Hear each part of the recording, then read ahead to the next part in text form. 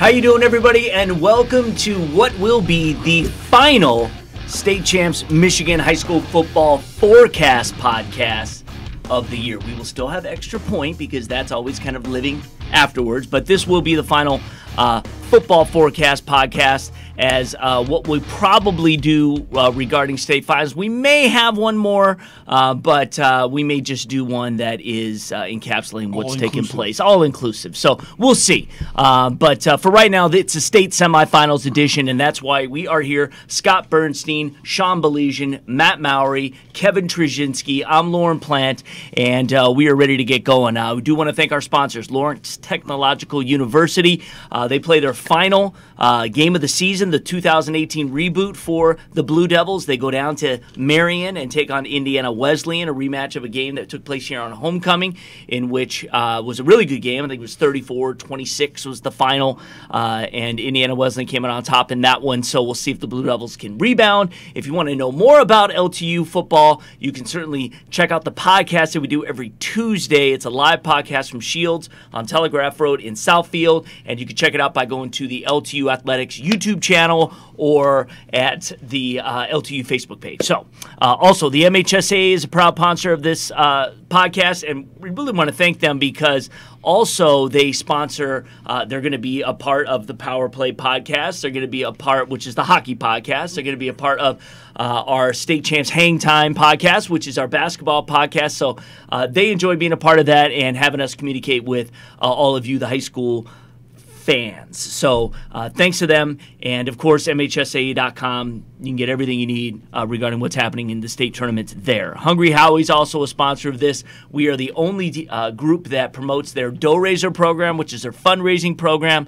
It's really great. You have to do any kind of fundraising, go to doughRaiser.com. Check it out. Okay.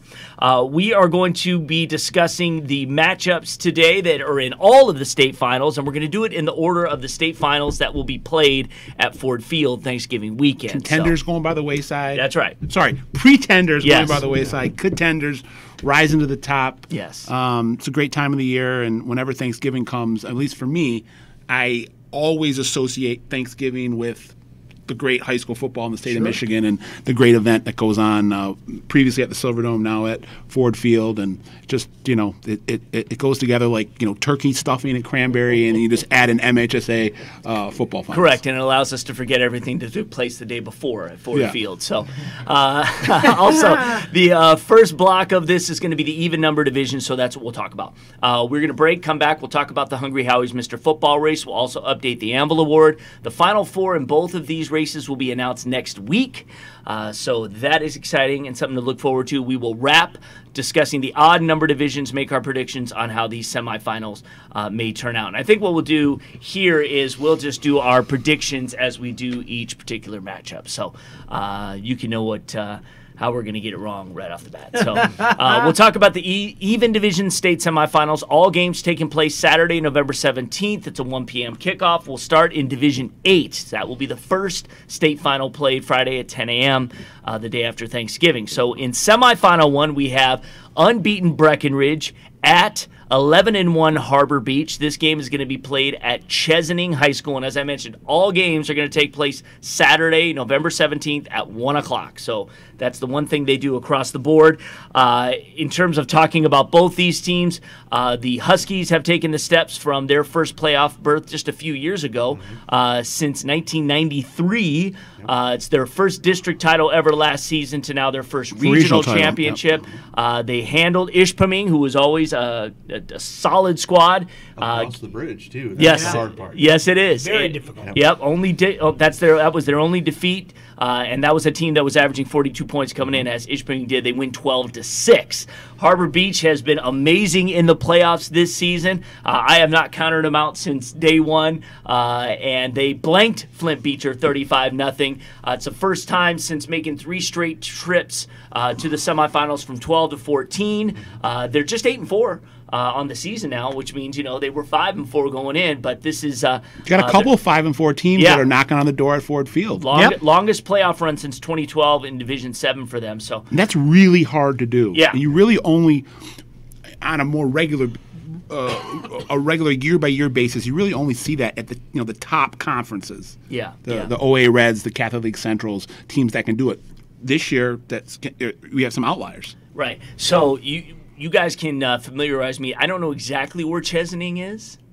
It is north of Owasso. Put your hand up, sir. All right, on the way to Frankenmuth. Are you familiar? Yes, I am. Yeah. Okay, yeah. So if you're going up, West of 23. yeah, if you're Okay. going up 75 where it goes to 23, it's to the west. Okay. Is that the best way to say it? All right. Yeah. Because I was kind of interested as where they were going to find the happy medium between Harbor Beach and Yeah, Breckenridge. it's just west of Flint. But Yeah. okay, all right, just west of Flint. All right, so what do you think about this game? I like Carter Staley, the steely-eyed signal caller for Breckenridge, Breckenridge, and I think his top receiver is Luke Ebright.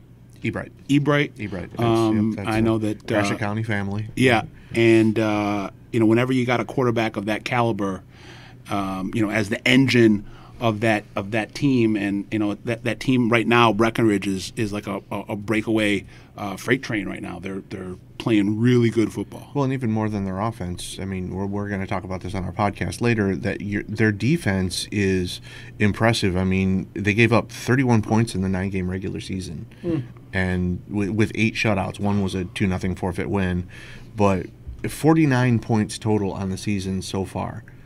That's really hard to do. There are teams that give that up on a weekly basis sometimes. And, it's just been impressive. You mentioned kind of their progression since they left the Tri-Valley West, where they went 24-66 with just one winning season and found a better place for themselves in the mid-state after the 2015 season. They've gone 31-3, and they've made that progression. They won their first conference title since the late 1940s. 40s, yeah. So it's been, they were for years, and it was unfortunate, but I watched a lot of games where Ithaca, kicked the tar out of them, or Shepherd kicked it. And they were always, facing those bigger schools in the old CSAA, and then they went with the rest of them to the TVC West, and it didn't change. And now that they've kind of found their own right size, it's a good time in Breckenridge. And we were getting some emails, I think, late in the regular season. Where's the love for Breckenridge? Yeah. Well, we're going to heap it on because they deserve it, and just a great job by the Breckenridge program, setting these benchmarks over the last couple of years, because those benchmarks didn't exist before a couple of years ago. And I think, and we talked about this extensively last week, I don't think you can overstate going up to Ishpeming and getting the job done. Yeah. The bus legs are real. That's real. So, a team that had been blowing teams out and going up there and finding a way to win and winning in that matter, they're going to be dangerous against anybody. Yep. So who are we picking to win this game? Sounds like you guys are I'm all picking Breckenridge. Breckenridge. I'm taking Yep. Breckenridge. Yeah. All right. Well, I'm going to stay with the Pirates. attaboy. Take the thumb. I'll represent the thumb and say that Harbor Beach gets to the state finals. Okay, in the other semifinal in Division 8, we've got an 8-4 Holton team taking on a 12-0 Reading team. Or Reading. I always forget. Is it pronounced Reading or Reading? It's Reading. Okay, I think it is Reading. Okay, and that game is going to be, and I apologize, is going to be at Battle Creek, Harper Creek. Holton and Mendon got together in the regionals. Holton won 14-6. This is the Red Devils' first playoff season since 2007. It's now their first regional title ever. Again, Mendon has been one of those powers absolutely. for a long time. And to win that, and again another 5-4 qualifier to end the regular season, being Holton, this is it's impressive because again it was another district title for Mendon, which was their 10th in 12 years. Well, and it always used to be that first D8 game used to be Mendon Beale City. Every bright year. and early, I remember every watching year. it at the and I had to Silverdome. make the drive for Yeah. that every year Yeah. when I was up in Mount Pleasant. Yeah. But yeah, that was one of those power programs. But you mentioned Holton's kind of sneaking in. They were on a 3-game losing streak going Yep. into the playoffs, and they've turned it around. And that's when you haven't been in the playoffs in a long time, to have that kind of success, especially after ending the season in that disappointing fashion, is great. But you're going up against a machine in Reading. They've scored 601 points on the season, average of 50 points per game. They've topped 57 times and 63 times. More impressive than that, though, they've given up 94 points on the season, and 48 of that came in a win over Pittsford. And you got Ethan, the locomotive, Presto, who's about to reach the 2,000-yard mark if he hasn't reached it already. And he is someone that is very tough to drag down going up in between the tackles. Now, do you make those nicknames up right on yes, the fly? on the spot. Okay, Anything that goes with, I'm not sure if there's like thought that goes into it prior or their closest sitting game on the toilet last night. Dominating, writing this out. Their closest game is 17 points, 3 scores. Yep. Think about that. Yeah. I mean, that's absolutely crazy when you think about it. So there's something to be said, though, about that team that got second life. Because Holton got second life. They got in, found a way to put it all together, but look, this is a machine. Yeah, I mean, right? And they've been playing like it, but this is a machine they're facing. Lepresto, I just looked. Lepresto's over 2,000. I think he's headed towards close to 2,500 now. Just shows you what a special player he is back there in the backfield. Well, the interesting thing is, Southeastern was a D1 team not that long ago. In fact, 10 years ago, they were in this game in Division I playing Fortson. Yep. So here they are all the way down to D8. I thought it was it's impressive. They were a 5-4 team that got in. I thought it was great that it had been since 2010 since they even made the playoffs. It kind of echoes they're some only, of the stuff we've been talking about, that league. Yes, they're only 2 years removed from a 3-24 3-year swing. So that's not great. But here they were. But Reading shutouts in half their games. Yep. First regional title since 2008. Yep. So it just all came together. Well, they held Whiteford to 6 points. Yeah. That might be the most impressive stat of all of them. Yes, that is the most impressive stat because I had Whiteford winning it all. Yeah. So, yes. And so Holton's going to have their challenge. I'm guessing you guys are saying that, as much as Holton is playing great defense and everything, this Reading team is just somebody you're not going to be able to keep off the board. Yeah, they're on a mission, and I don't see Reading losing this game. All right. So we are predicting Reading will win that semifinal. Sorry, Reading. Yeah. I said Reading. Yeah. Sorry. All right. So let's go to Division II now, and this will be the 1:00 game on Friday. I'm jacked about these two games. Yes. Ooh. Yep. It's always exciting, the 1:00 games, because D2 is Friday and D1 is Saturday. So these are always fun. In semifinal number 1, a 9-3 Midland team will take on Muskegon Mona Shores, who was 11-1. They will play this game at Grand Ledge at 1:00. I was at the Midland Western game, freezing my tookie. Yeah, yes. Tuchus, as they say in Yiddish. It was big time. But Chemics dominated from the outset. This was their first regional title in 11 years. Western hadn't been shut out since the 2016 Division II final. And to do it at their house. With all those weapons that they have. They showed up late. Yep. Midland did. Got stuck in a traffic jam on 23, right? Yep, they did. Yeah. And but that can happen. Again, just a great way of mixing up their offense. Their play calling was really well. And again, you just got to credit the defense. They just did not budge. Well, and it's a very hard-nosed team. And we talked when I went up and covered the You'd Midland Dow game. Times, at the end of the regular season. Weren't sure if they were going to get in because they had fewer playoff points at that point than Dow did. Yeah. So if they did not win that game, they might not have gotten in. So having been on the precipice in that last game to now being in the semis is fun. These are two teams that kind of at their base play a very similar game in that they have a big, strong running back who also plays linebacker on the other side of the ball. Sincere Dent for Mona Shores. And Christian Gordon for Midland, who probably realistically is more of a linebacker when he plays at the next level because he's just kind of a battering ram. Bruisers, but going up through those tackles. Yeah, last 4 weeks, Gordon has 462 yards rushing and 11 touchdowns and another touchdown and an interception return.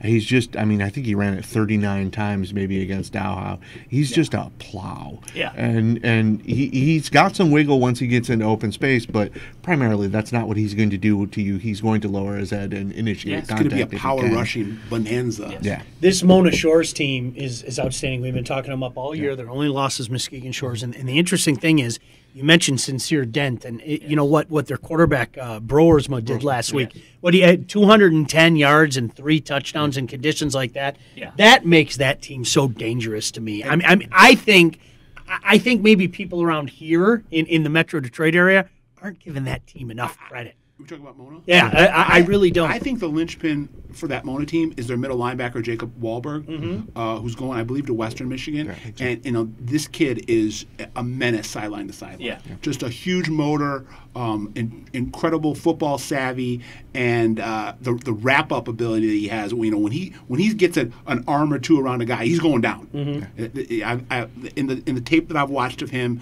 and the time that I've seen him in the summer, I mean, he doesn't miss tackles. Well, we know it was the Tyree Jackson era that put Mona Shores on the map, because this was just their second regional title ever.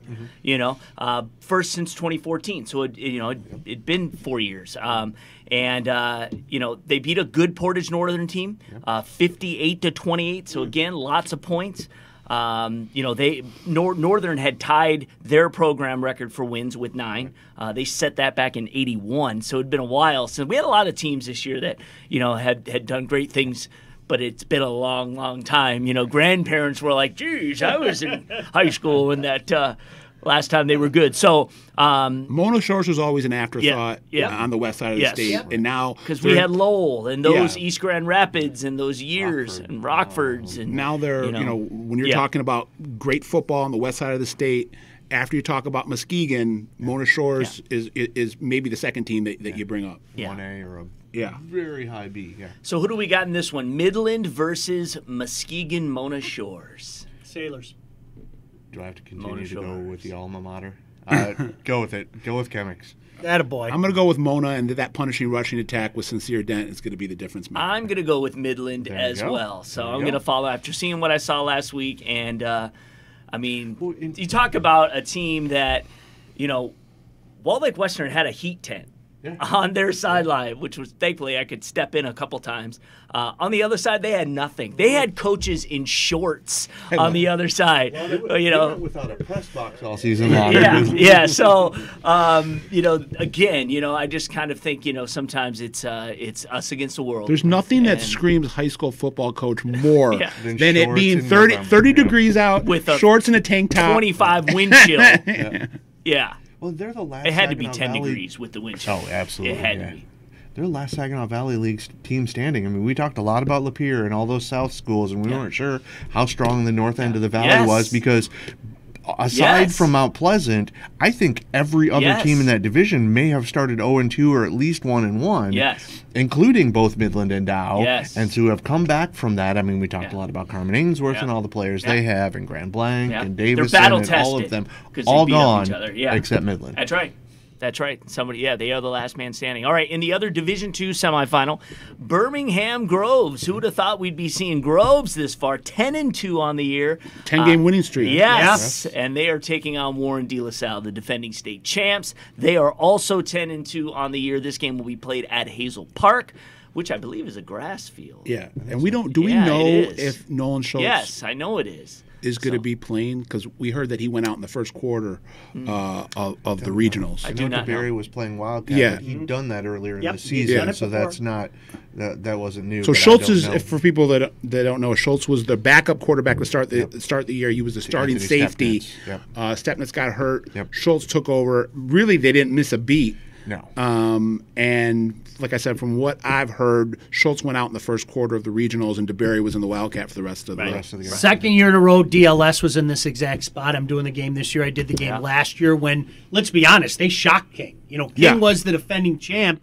And the year before that, of course, King. Last year, De La Salle shocked everyone from week one. Sure. They were an afterthought in the CHL Central race, won the CHL Central. Right. Yeah. The year before that, it was King and a sophomore by the name of DeQuan Finn knocking off Groves in another weather game at Dearborn. I remember seeing you there. That's the one thing I can guarantee you. This weekend, it must be poor weather. I mean, it has been. We've had ice storm. We've had freezing cold, so that's what it's going to be. But this is obviously an outstanding matchup of two teams that have been there in previous years. And two great coaches, and Coach Giannone and Coach Flaherty. Absolutely. I'm going to take myself out of it because I'm doing the game. Sorry to be a coward, but I don't need anybody yelling at me more than they already yell at me. You got two really strong defenses with De La Salle. The guy that I love on that defense is Devin Campbell, their outside linebacker. That's a speedster, and a guy that it seems like you can just log in 10 tackles every game, and he's a guy that can on blitz packages get into the backfield.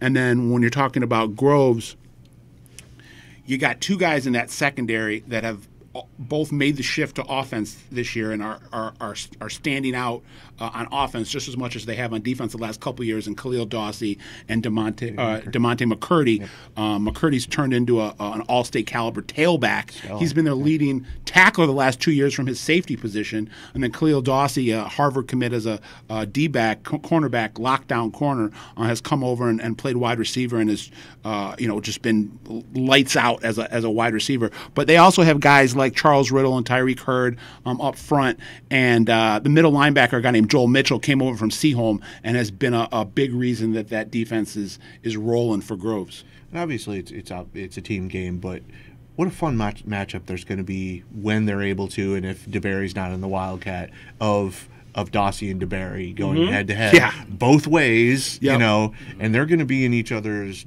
In each other's kitchen for quite a while in that game. And as underrated as I felt DeBerry was coming into the year, and now he started to get the love that he deserves. Dawsey just seems to get overlooked a lot by people that are making lists and putting stars next to kids' names, and all the kid does is go out and play great football, fundamentally sound football. He has swagger, he has intelligence, he's got athleticism, and obviously, he's going to be playing in the Ivy League, which, that's not easy to do. No. Yep. For Groves, 53 points was a season high that they put up against Livonia Franklin, 53-29. This was a game that after the first quarter was 2-0 Franklin before Groves ran off 21 during the second. Again, you mentioned 10 straight victories, second semifinal in 3 seasons. Years, So regardless if we thought they'd be there, they've been there. Franklin, of course, were semifinalists a year ago. That team in 2016, though, was a team that I think a lot of people were predicting for a long run in the playoffs. Sure. They had some They had some power conference bound players. They had a team that was a veteran group. Yeah. This is a team that people weren't talking about them Right. But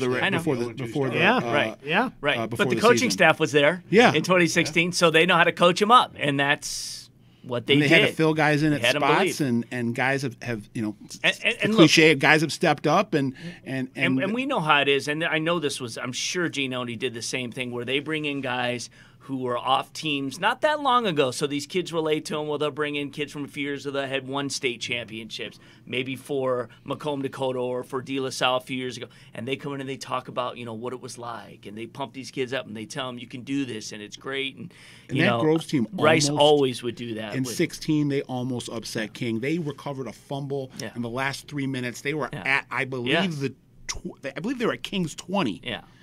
And I don't remember if they turned it over or if it was they gave it over on downs, but they were right there to score the game-winning touchdown, and it was like a blizzard. Yeah. There was that much ice. Literally, there was that much ice. I mean, to put that in focus, you might remember this.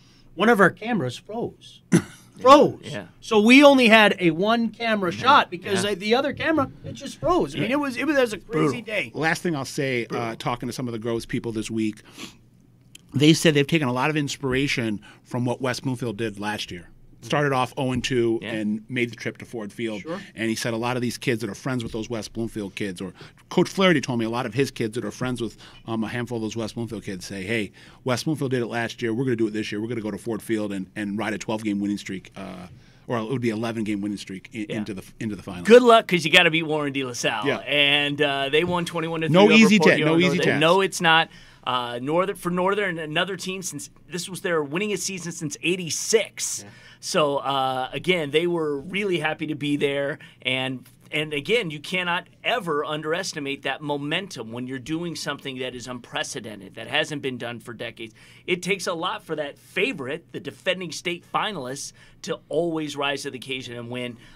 Granted, Northern 21 points for De La Salle was their third fewest that they scored this year, so credit Huron for that. But again, they only got put in 3. The De La Salle defense is really has been the story. Yep. 7 points or less in 8 games, 10 or less in 10. Yeah, I mean, they just people talk about DeBerry, but his the counter to him on the other side, not the counter, his running his counterpart, his running buddy in the cornerback tandem, Ricky Pearson is really solid. Yeah. Yeah, because they're going to key more to his side because they know how good DeBerry is. Just a guy that's always kind of getting his hand in to deflect a ball or playing on the deep ball, making sure that they don't get behind the defense. So how we calling this one, boys? I know you're going to step out because you're calling the game. That's all good. I'm going De La Salle, and I am not dropping off that Pilot bandwagon. I'm going Groves just because of the question mark with Schultz at quarterback for now, remember, we had a question mark with De La Salle. Who was it against? It was against Davison. And we had a question mark? because I didn't know what Nolan Schultz was going to do. Yeah. Then I saw him in the Catholic League Finals, and he blew my mind. Doubting Thomas. I'm going to go with De La Salle. Okay. I'll pick the Pilots for Sean. So. Thank you. Okay, there you go. Kevin's jumping in. All right, he goes Pilots for Sean. Okay, let's go over to Division 6 now. That will be the 4 o'clock game on Friday in the state finals at Ford Field. In our semifinal one, we've got 10-2 Montague, a team that has been there before, taking on a team who's been there before, Traverse City St. Francis. They're undefeated. This game's going to be played at Mount Pleasant Community Stadium. Which sounds impressive. And it's not? Okay. Sorry. All right. It is.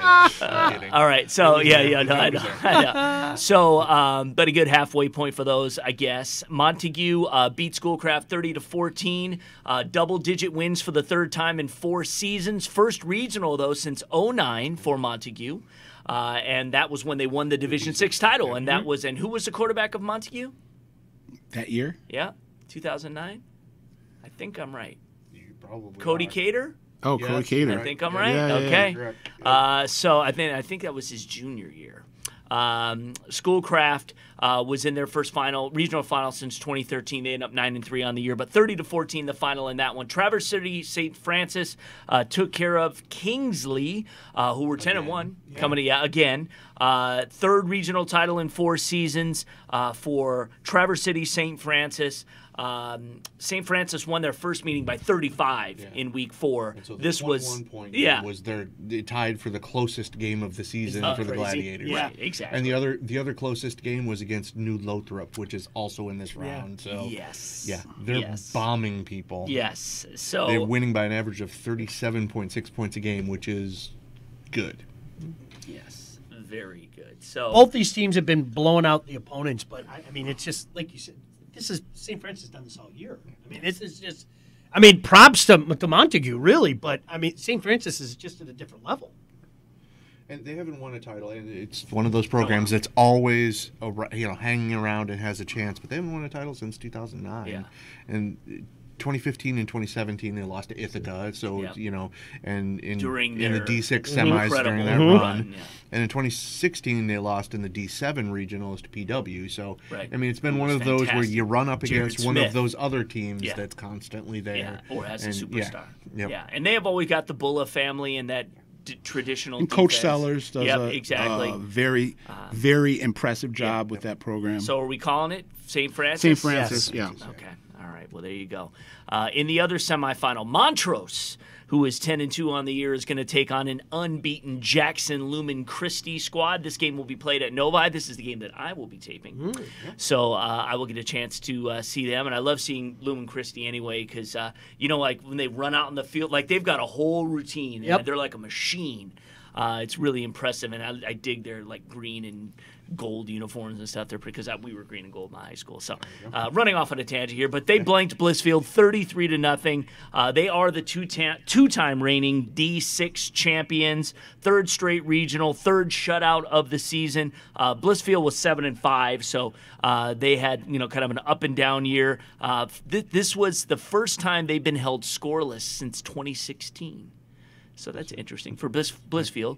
But Jackson Lumen Christi blanks a lot of people. So they're in good company there. On the other side, Montrose beat a good Flint Hamady team, an unbeaten Flint Hamady team. That was an eyebrow raiser. It was. I was kind of shocked by that. Yes. And it wasn't just especially the score. Yeah, that's it. See, it was the way 37-6. they did it. And we saw a lot of that, and I think weather, for whatever reason, some Yep. teams rise and others stiffen. Yep. You know, and they freeze literally, and they just can't hit as hard, or they just can't get warm. They get timid or skittish. It's weird. They alligator arm a lot of things. I saw that a lot of that in the Walled Lake Western game. Just missed tackles and just Business decisions. Yeah, right, exactly.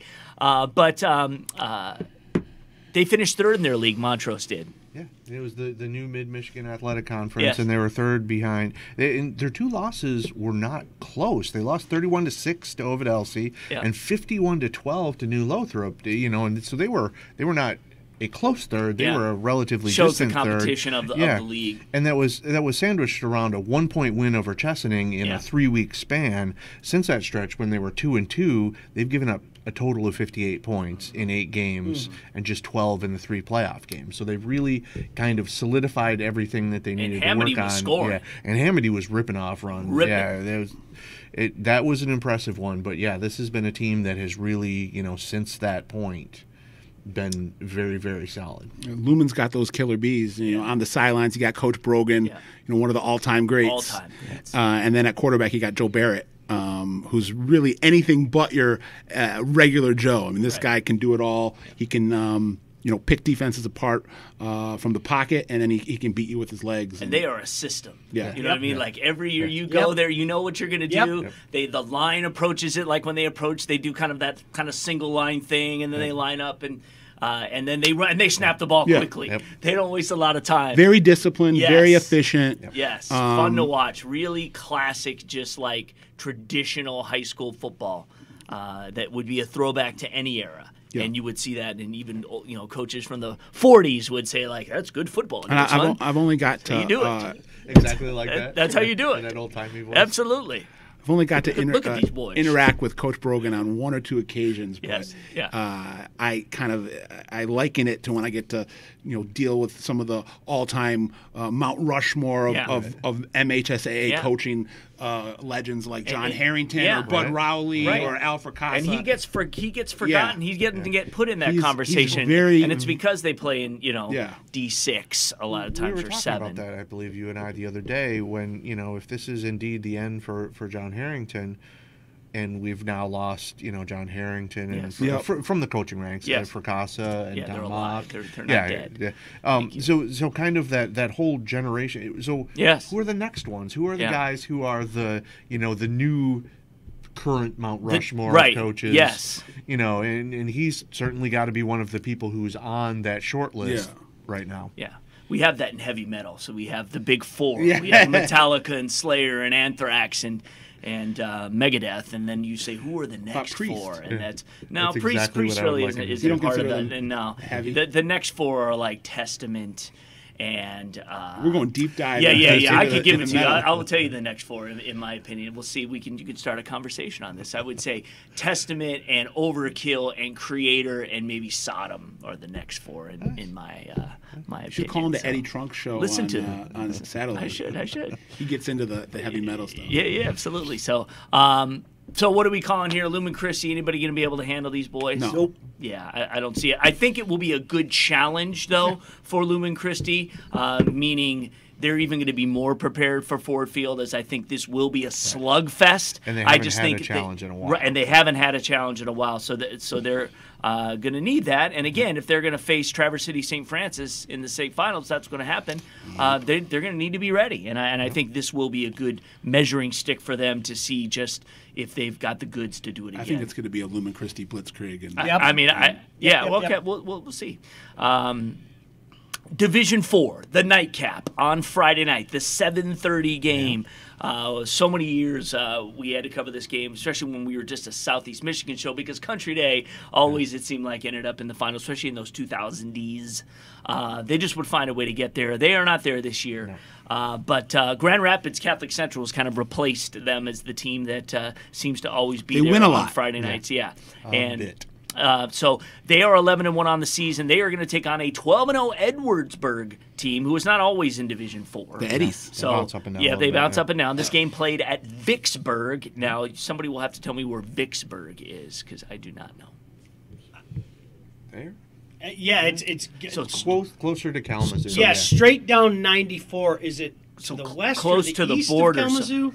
I don't remember. So we're talking Okay. southwest Southwest, Michigan, Yes. but Yeah, really going south. That way. Yeah, going that way. Yeah. Okay. All right. So, just trying to put a little perspective there. So, Grand Rapids Catholic Central defeated Escanaba 35-6, third straight season that the two-time reigning D4 champs have eliminated the Eskimos. Eskimos. Yep. This time they held Escanaba to their fewest points of this season in just 6 points. Cougars, again, like I said, are 11-1. Edwardsburg beat Holland Christian, a good Holland Christian team this year, 56-21. It is a rematch of last year's D4 final in the semifinal. They scored more than 50 points for the 7th time this season. Holland Christian finished a record of 8-4, which was their best in just about a decade, 2009. Again, two teams that I think can put up a lot of points. Blowing it up. Yes. They're blowing out Straight opponents out, in the yeah. playoffs. Yeah. And I mean, that's the crazy thing about Yeah. Edwardsburg is Yeah. what that offense has done this year. Yeah. I mean, it's 7 games of 50. I mean, that just jumps out to Now, you. when they went to the state finals last year, they were in a similar dominating position. Am I right? And for whatever reason, Grand Rapids Catholic Central was able to contain them. For whatever reason, would be that Grand Rapids Catholic Central is very good. Yeah. That would be the reason. Yeah, They had Jalen Thank you. Mayfield. Fill in the blank. Yeah. They're very good. Well, I mean, the Eddies have And made they the, are very good. Yeah, the Their Eddies have program made the is- semis 5 times now since 2010. They're that team that's sitting right there on the cusp, just needing that pushover of the. And this is the 3rd time they've run into Catholic Central. They lost last year in the D4 title game Yeah. and 46-31 in the 2010 semis. What was the score in the title game last year? 42-31. Okay, so So they put a point. it was a good game. Yeah. And if they're going to take that next step and win a state title, it almost feels like they need to go through Catholic Central Yeah. to make that happen. I mean, And- yeah. and- You exercise Yeah. that demon, you're ready to roll. Not that I'm calling Catholic Yeah. Central demons or anything of that nature. But this is a Catholic Central team. I don't that- want to go there. They took Saline, That's a their only Division it's their only One loss. Their only loss is a semifinalist Division One on the road. Saline. Yeah. Into the 4th quarter and had a chance. It was a 10-point loss and had a chance to pull it out at And the we'll end. talk about the amazing Hornets Yeah. later in the show. What a great story. Yeah. But they're just it's another team that they had to tweak some things after Right. that, but they've got it rolling now. Joe Collins, their quarterback, has thrown for 866 yards and 8 touchdowns in 3 playoff games, and he's probably not been playing a whole lot in the 4th He's the quarter. And that catalyst. includes last year's weather game. We always have to, it's almost like a caveat. You should add 200 more yards just Right. considering what Collins is the conditions- catalyst, but that defense led by guys like Yeah. Eddie Hines and I think Ben Jopich and Matt Moore, I believe. Excuse me if I got those names wrong, but I know that those are 3 of their better defensive players, and they're really imposing their will on defense too. Yeah. So how we calling this one? Is it the Eddie's year? Are they finally going to get over the hump? I'm going Cougars. I'm going Catholic Central. I will take Edward. Atta boy. boy. I will take them. Just the Yes. Berg at the Berg. So Yeah. Edwardsburg at Vicksburg will crack the iceberg that has been the Cougars of Grand Rapids. That's good. Catholic Central. That's it. So Well On the played. fly. on the Well fly. played. On the fly. In the other semifinal, because regardless of whoever wins that game, there's still one more game they have to play, and that will be the nightcap again at Ford Field in Division 4. Chelsea, who is an amazing story I this saw them last season week. and how they've done and Adversity. yes, and Yep, where they've come overcoming. from. 9-3 on the year. They will take on a 10-2 Williamston team. This I think, game will be played at Walled Lake North. I think they have 4 losses. Who's that? Chelsea? I thought they went into the playoffs 5-4. No, they're 6-3. Nope. Yeah, they're 6. They were 6-3. Okay. Yep. Yeah. They have risen from third in their league. It seems like we're in a trend here Right, during the right. regular season. Second regional title over the last 4 years for the Bulldogs, but the first year coach Josh Lucas. Right. So brand new coach there. Again, they also had the distinction of being the last team to beat Farmington Hills Harrison as they won 21-14 and finished John Harrington's career 443, 112, and 1 is what Harrison ends their career as a team. Unbelievable. From 1970 to now, they finished the year 8-4. But just for again the moment, stepping up in that moment to win, and again a close game, just really shows what kind of grit this Chelsea Quinn team has. Starkey, You were there. Quinn Starkey, their quarterback, just took the game over in the last quarter and really willed his team to victory. In addition to a fortuitous bad snap for Harrison that, Sure. that set up the game-winning touchdown. But that touchdown wouldn't have mattered if Starkey hadn't have driven down the field in the previous couple minutes and scored the touchdown to make it a tie game. So Couple early losses. I mean, we talked about it. I mean, this is a team that faced adversity. I mean, no doubt about that. And they're battle tested. I think when you look at what they've done, where they've come from, especially coming off a game like that against Harrison, this is a battle tested crew. It's hard to play in one of those storyline games when you're almost an afterthought of even being there. Well, because everybody, no one was even going to write about the fact that just from a journalist perspective, about Chelsea at all. It's kind of like energy and asterisk. Chelsea won this game. Well, the energy and the excitement factor, it was so deflated in that stadium. I almost felt bad for Chelsea. They had to celebrate when everyone else was like a funeral procession. But what you had the week before was so magical. Right. That's what you're going to remember in the end. So Yep. I think another thing that we need to give credit to is, and again, there's been so much shuffling of these divisions. And we talked about the KLA East and how that helped Belleville to where they are now, and how it helped Fordson get to as far as they did. Well, this SEC White division, has been kind of moved around a little bit, obviously, but we had a good Ypsilanti Lincoln team this year that beat Chelsea. We had a Pinckney is a team that's been getting good over the years. Adrian, one of those just classic rivals that they always have, that they were Tecumseh's in there now. And Dexter, who is these programs are better now than they were, and so again with their non-conference, and that included a loss to Alpena. For Chelsea, they've been able to win, just giving up 14 points in each playoff game. Well, I think Williamston is another team that's kind of gotten overlooked throughout the season. And this D4 division was kind of wide open when we were looking at it. Once you saw the playoffs posted, you're like, who's the favorite? I mean, other than the Grand Rapids Catholic Central and Edwardsburg, you kind of figured who else was going to be in there with them. And Williamston's a team that this is the first semifinal appearance they've made since they lost the D4 title game in 2010. It's only the second time they've had a double-digit win season in the history of the program. But this is a good team. This is a team that took PW to overtime in Week 9 and lost by a point.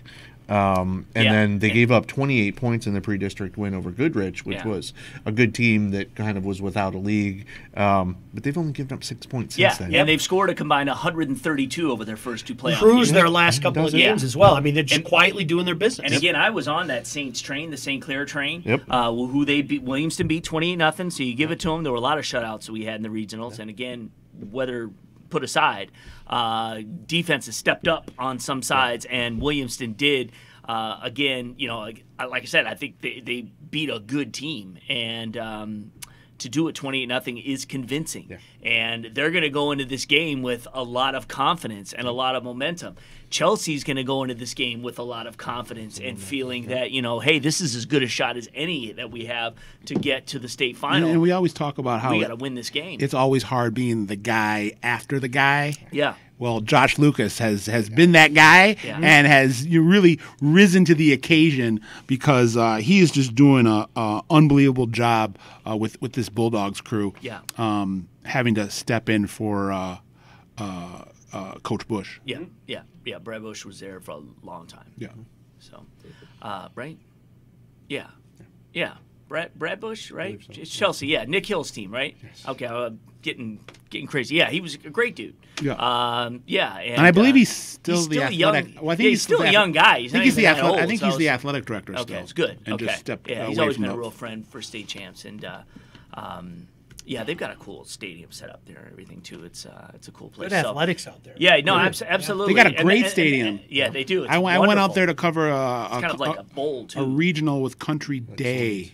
No, Chelsea's. Yeah, Chelsea's. Oh, Lake Saline's. I'm sorry. Yes. Yeah. Yes. I went out there to cover a regional. I think it was in 15. It was a great stadium. Great environment. Those areas, I believe, are still now that the economy is good again. Those areas are going to grow again. People have a little more land to purchase, and it's kind of like what's happening out in like the Heartland area and that kind of thing, where people are like, I'll go a little bit on the outskirts because I want to build a property, like you're doing, and. Except you're staying more close to home. Yeah. Buy real estate because God ain't making any more of it. Yeah, exactly. I know. You know what though? I mean, that's kind of the. I I don't know if you want to call it redneck or whatever you want. I mean, that's just. Well, and I just want to be out a little bit. No. I hear you. I just want to be out a little bit. Exactly. As do a lot of people. Yeah. And they want to, again, so you even see people want having bigger families, so obviously they need more space. And again, this is kind of that Ann Arbor suburb, being Chelsea, and obviously it's the whole, purple rose of Cairo, and little theater there. It's a great little town. I mean, let's face it. So anyway, Jeff Daniels' alma mater. Jeff Daniels. Yeah. Who we calling here? Williamson, Chelsea. Who we got? I'm taking Williamson. Williamson. Chelsea. I'll take Chelsea. I'll be with 2 the and 2. Bulldogs on this one. 2 and 2. Absolutely. All right. Before we go to commercial break, and we are in just a moment, I want to talk about the 8-player Division II state finals, because we do have state finals happening in 8-player.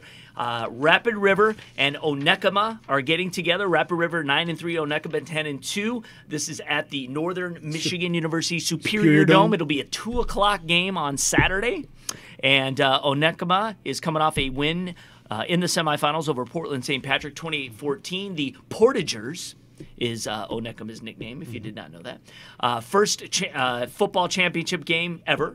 They doubled up last season's Division II runner-up. Onekama set a program record for wins, 20 straight points to hold off the Shamrocks, who finished with a 7-5 record. On the other side, Rapid River beat Cedarville 36-30. These always tend to be higher scoring games. Another third-place success story from the weekend. Rapid River down to Cedarville 28-20 in Week 7 to eventually lock up that spot, the third-place spot in the Great Lakes Conference East.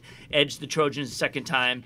This is the third time this decade, first since 2013, they have been in the 8-player finals. Rapid River keeps finding a way to win. I mean, take a look at their totals. They're winning by a couple here. They're winning by 6 there. They're winning by 6 there. I think they're going to find a way to win here. And where is Rapid River? It's credible. Do you guys know where Rapid River is? No. I know where Onekama I is. have no idea. I only know where Onekama is because Tom Markowski. Right, that's why I know where Onekama is. Exactly. So that's like west side, north, kind of west side towards the Lake Michigan side. It's in the UP. Yeah. Rapid River's UP? Okay. So, It sounds cool. Yes. Like, it sounds like I want to go to Rapid River. You know what I mean? It sounds like I want to camp there. It sounds fun. I want to get on the rapids and ride the exactly. rapids. Yeah. Whether the rapids or not, it sounds like there would be fun stuff to do. And again, in the UP, The Rapid River never rivalry. Been, you got to go. It's it might as well be Alaska for all intents and purposes because it's so beautiful and remote. Yeah, you mentioned they were third place in the Great Lakes 8-man conference standings. Yes. Behind Pickford and Engadine. Yeah. And they beat Engadine in their rematch in the playoffs. God bless you. Yeah, thank you. By 2 points. That was one of those narrow wins. And Yeah. Pickford is in the D1 8-player championship game. Yes. So that's a pretty good conference they've got going. Well, yeah. Again, with it's UP and it's Thumb. Yeah. It's pretty much 8-player right now. That's and a few sparkled in between, and it's going to grow because again there are more. Not that the populations are shrinking; it's just that there's not as many kids that are going to play football in the future. I'd like to see some of the Metro Detroit, kind of the charter schools, some of the smaller schools, right. try to dip their toe into the 8-player. I think they will. You know, there was for like Cardinal Mooney for the long time had done it, but again, you know, when it comes to travel, I think now, like I said, with more kids coming in that may not want to play football, you may have teams of 20 kids, 21 kids. Well, we're seeing it. It's clear as day. Right. So they're going to start falling towards the 8-player as long as they can get a league that's in Metro Detroit that they can play in, and maybe stretch out to maybe like Flint, but not having to go that much further. It also could create opportunity, and again, more small charter schools and things that will provide that opportunity. And it also could create opportunities for schools the smaller schools that don't have football programs that can't necessarily field an 11-man team, but could field an 8-man team. Yeah, absolutely. So, how we calling this one? I'm going to go with Rapid River. Rapid River. Onekama. So we're split. All right.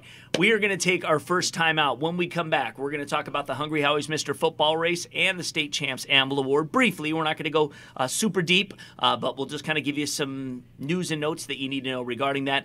And then we will come back and we will talk about the odd division teams and their semifinals. So stay with us. This is the State Champs Michigan High School Football Forecast. We'll be right back. Contact planning for your future today because your future begins now. My passion is architecture. I don't want to sit around passively studying. I need to create. In our architecture studios at Lorne's Tech, we collaborate with students, faculty, and professionals from around the world. And from day one, we design using the same industry standard software that architecture firms use. I really feel like I'm designing my own future here. Lawrence Tech. Possible is everything. You ready, Darius? Let's do it.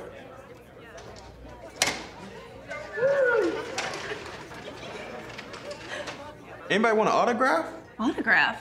We're here for the stuffed crust pizza. Stuffed crust pizza? Hey, who do you think you are? End of the line, pal. Flavor fanatics love stuffing their faces with our stuffed flavored crust. Get one for only $2 more on any large original round pizza. Hungry? Howie's! Welcome back to the State Champs Michigan High School Football Forecast, a state semifinals edition. We have Scott Burnstein, Sean Baligian, Matt Mowery here, Kevin Trzynski keeping us on the air, and I am Lorne Plant. So thank you for being here. We talked about the even games. If you missed any of this podcast so far, just go ahead and check it out. We talked about all the games that have even numbers in them, D2, D4, D6, D8, and we'll get to the odds in just a bit, but I do want to just have a quick update regarding our Hungry Howie's Mr. Football race and the Anvil Award. So for both of these awards, voting will end Wednesday, November 21st at 12 p.m. It's just a few days away now. In fact, we tape on Wednesday, so it will be exactly 1 week from today. Final four will be chosen and announced on our State Champs State Finals TV show, which airs Sunday, November 24th at 9 a.m. on Fox Sports Detroit. Our champion will be crowned a few days following the state finals with a full feature on our final State Champs TV show. And our final show of the year, by the way, is December 2nd at 9 a.m. on Fox Sports Detroit. Now, that does not mean that State Champs is going into hibernation. We've got a lot of stuff that we will still be doing. We have the State Champs Winter Jam, which is a huge basketball showcase we're going to do on December 22nd. I bet by that time the hockey podcast will be going. We'll probably be getting into some basketball podcasts at that time for sure. And we also are still going to probably go out and cover some games. We'll just throw them up digitally so you can watch it on YouTube, on Facebook, on Twitter. We're not going anywhere. We still got jobs. Our boss is not going to let us just sit on our hands and toast marshmallows. So, yes.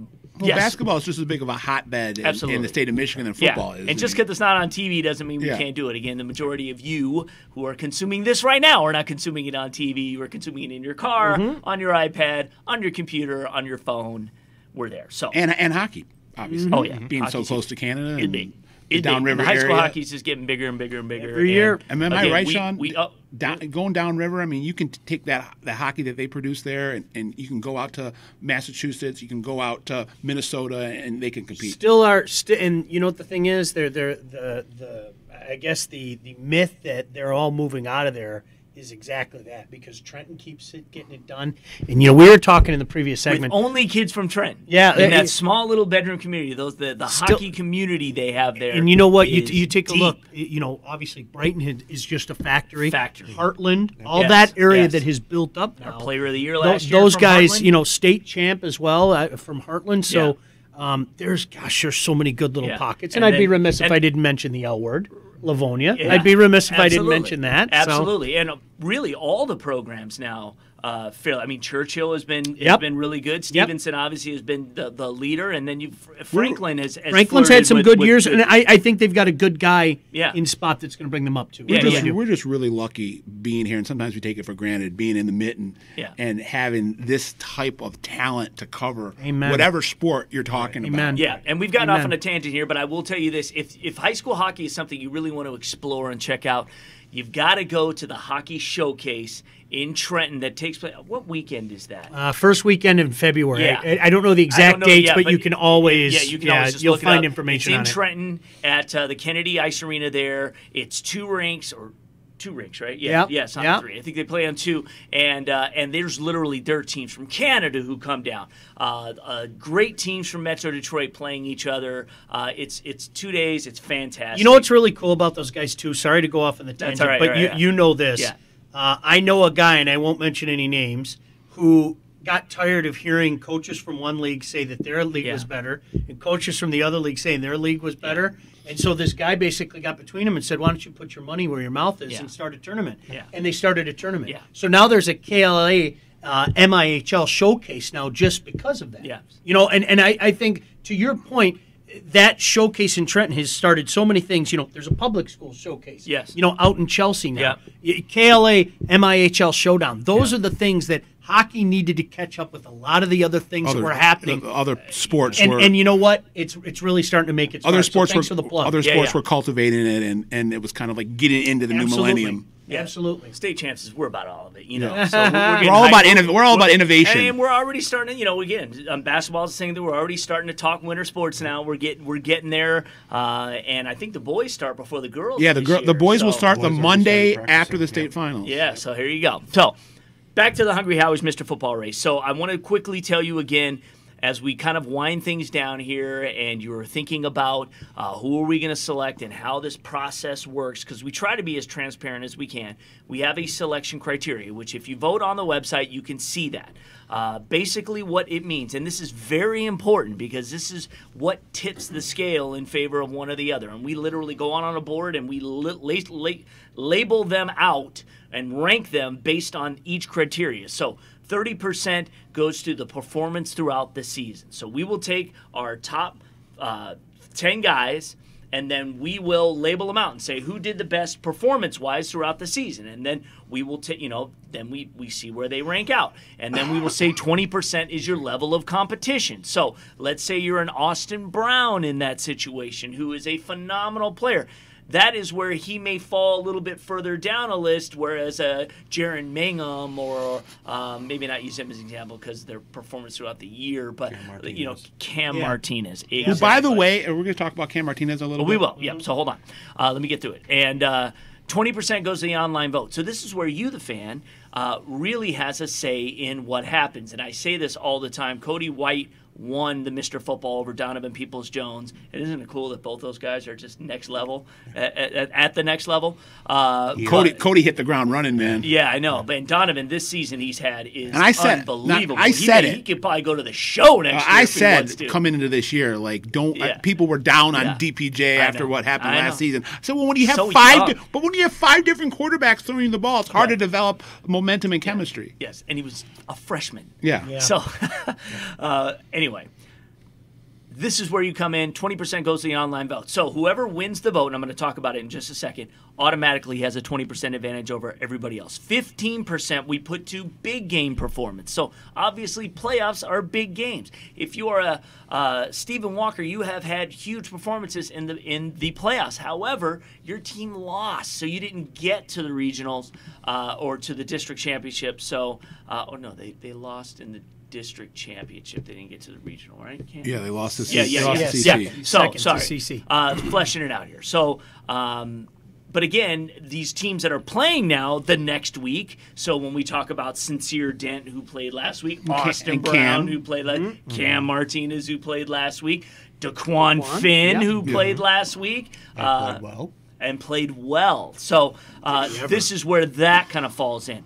10% goes to team success. So this is where we reward the players that have helped elevate their team. Now, they're, some guys, and at this point, let's just say Holland West Ottawa, little disappointing in the playoffs. You would have hoped Isaac Van Dyke could have got them a little further in the playoffs, but they didn't. And so that's why you would see him as opposed to a Sincere Dent now with Mona Shores and the thing. He'll move up that ladder as we rank those out. So, and then 5% goes to the highly recruited athlete. Now, with anything like a Gatorade Player of the Year, some of the other awards that are handed out, a lot of times they take in a big-time recruit as a big part of how they choose who that person's going to be.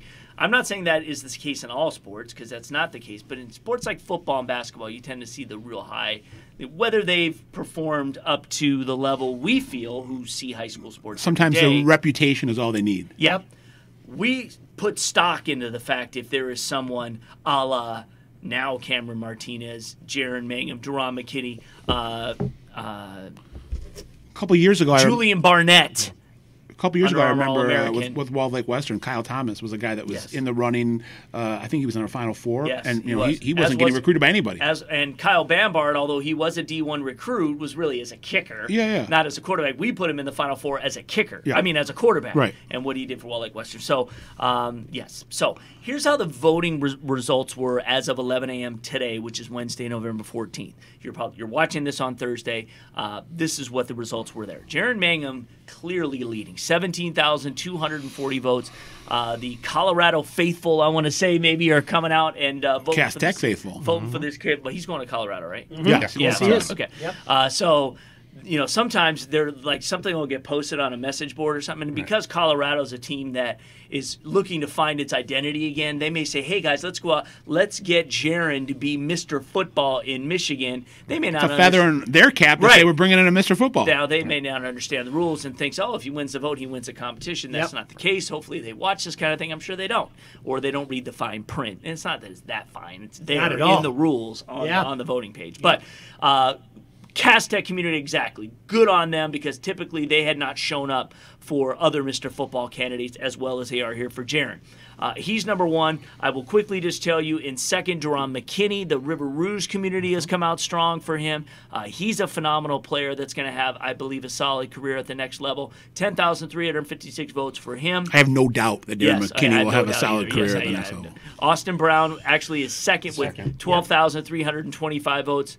What he's done this season is amazing, and we know the Madison. And expanding the skill set, becoming a threat to run the ball as well. Great threat. And then behind him, DeQuan Finn at 8,200 votes. So the DeQuan faithful still sticking up for him, and DeQuan is going to Central Michigan. What a phenomenal career he's had. When you think about it, I mean, and it's not done. I'm not writing the final chapter yet. No. But I mean, when you think about like the body of work. He's going to go down as one of the. If they win D3, then even without him winning D3 this year, and I think they have a really good chance to win D3, or a good chance to get to the finals. Yeah. Okay. But regardless, DeQuan Finn right now could end his career right now, and it would still go down into the pantheon of great PSL quarterbacks. But this race is specifically for this year, and that's how we do it. I try to tell all of us who vote that do not think about career, because it really doesn't matter, even though we kind of can't help it when you've got a guy like.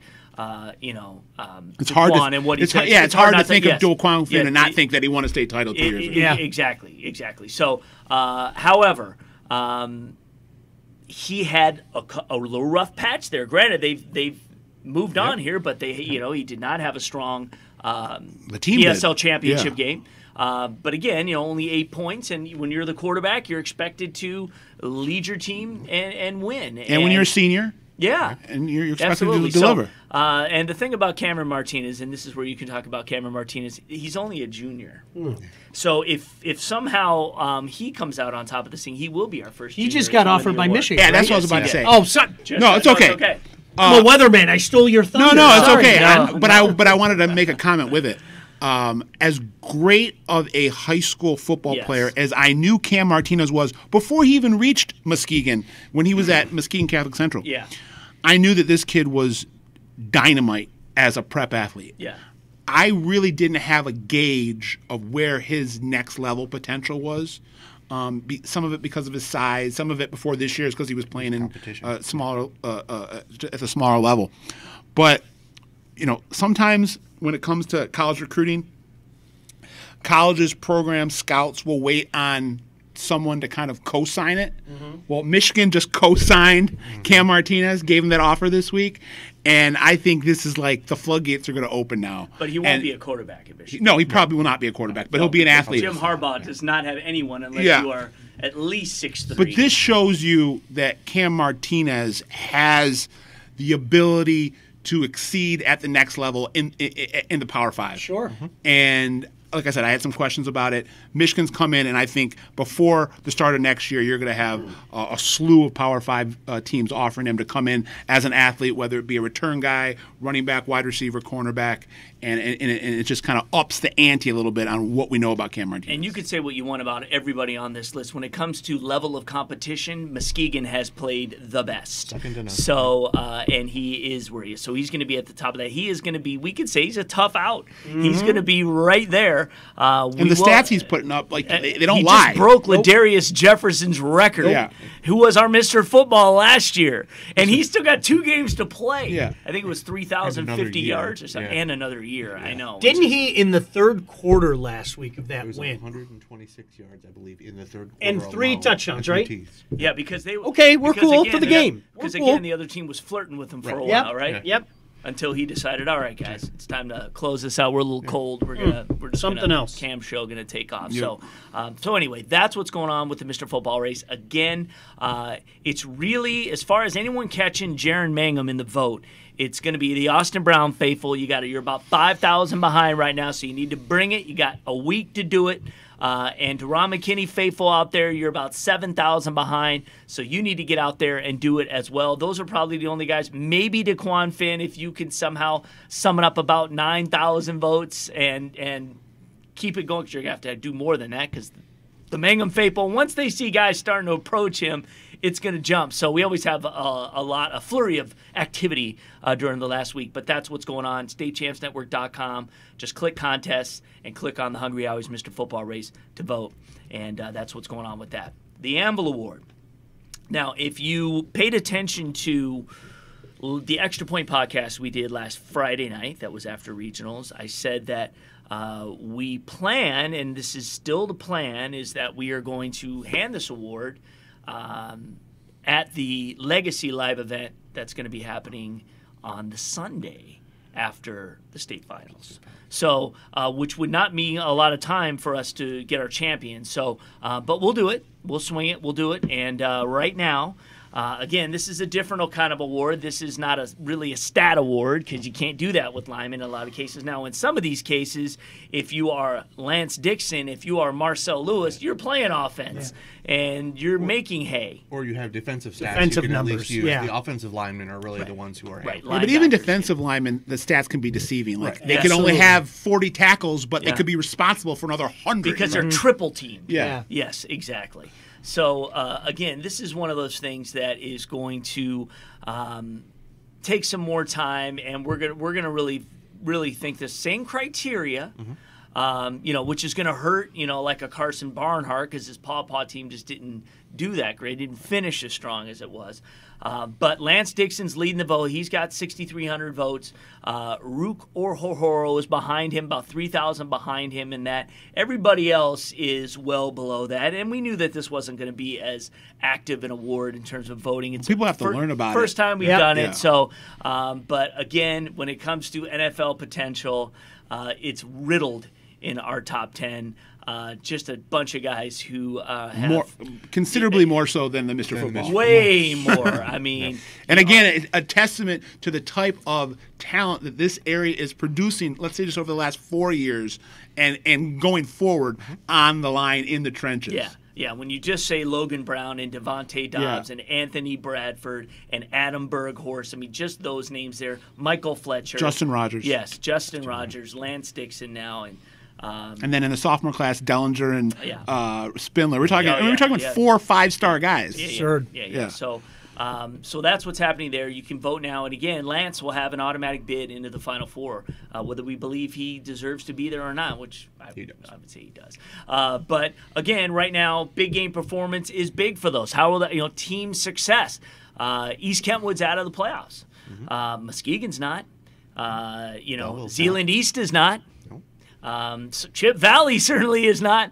So, that's going to help there. So again, we're going to do the rankings. We're going to do the due diligence, and then we're going to see how it shakes out. And how it shakes out is how it's going to shake out. So that's the deal with that. We take another commercial break, our final commercial break right now. When we come back, we're going to talk about the odd division state semifinals and our predictions and our thoughts on those contests. There's some great ones, so make sure you don't go anywhere. The State Champs Michigan High School Football Forecast podcast returns in just a moment.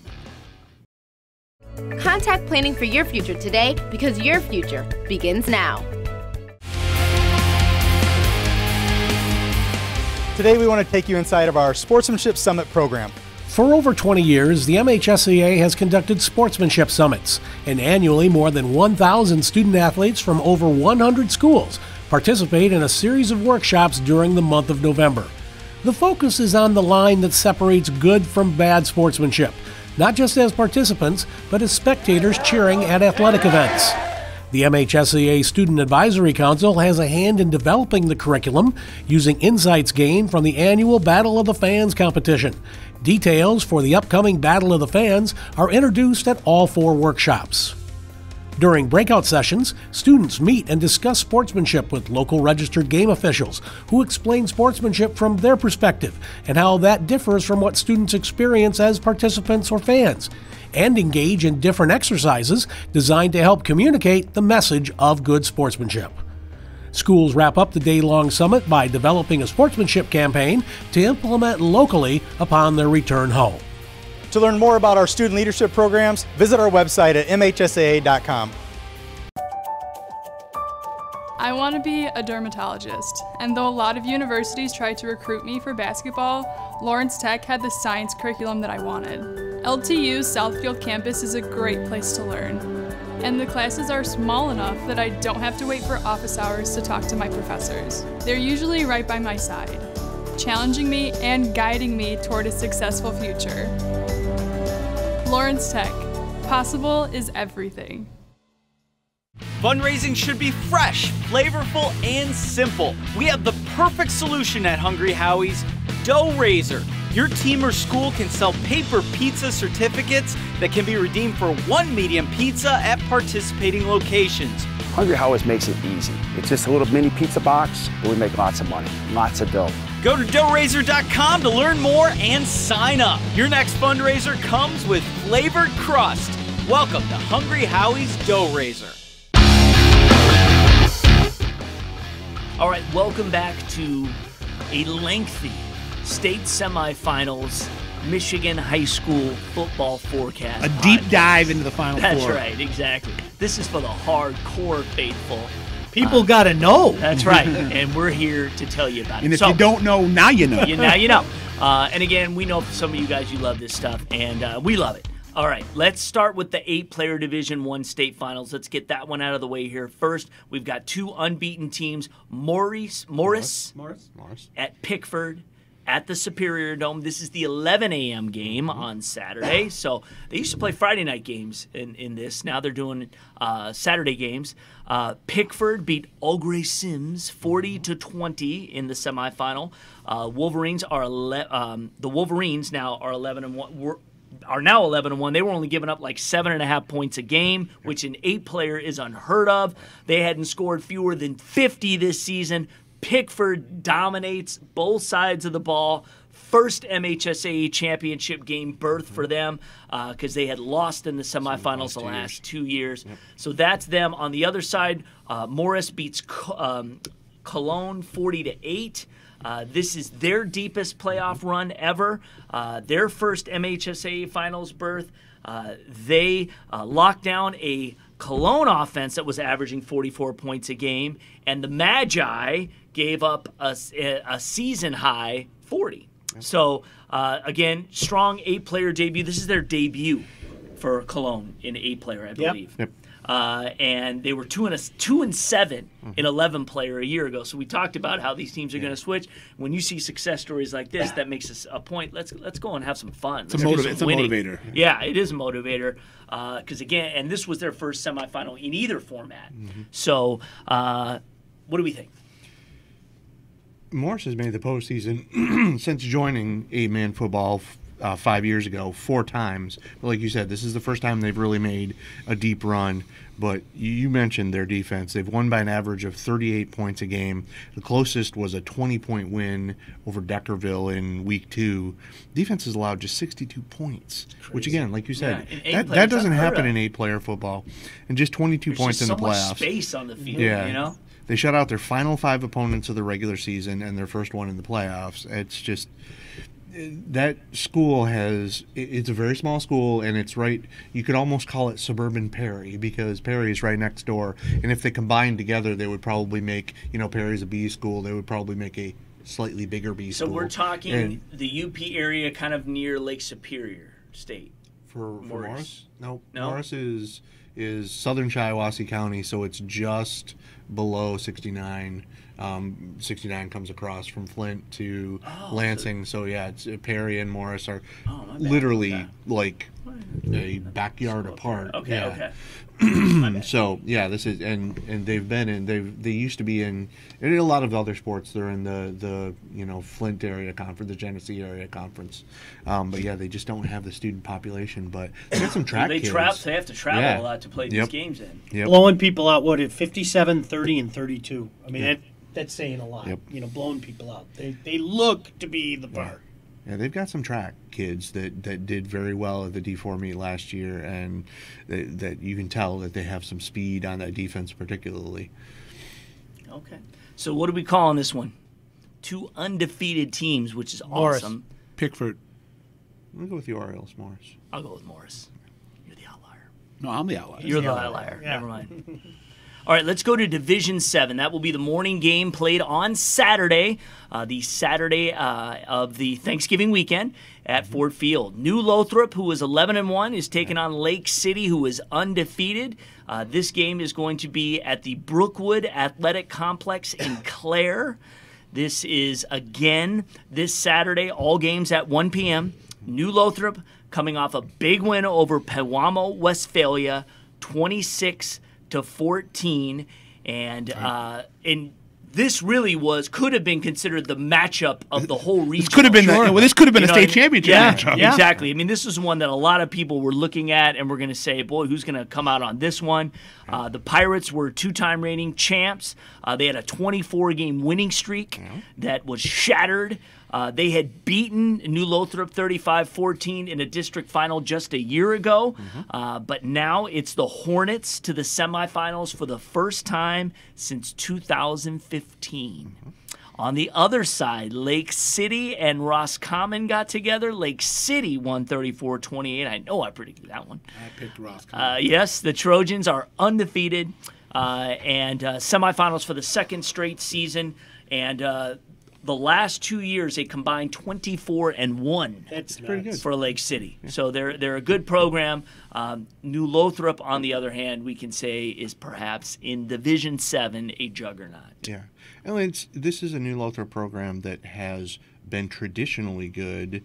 They won the D8 title when they were 14-0 in 2006, but they haven't gotten past the semis since then. It's the 9th straight season of 10+ wins. That's it. That's a lot. Yeah.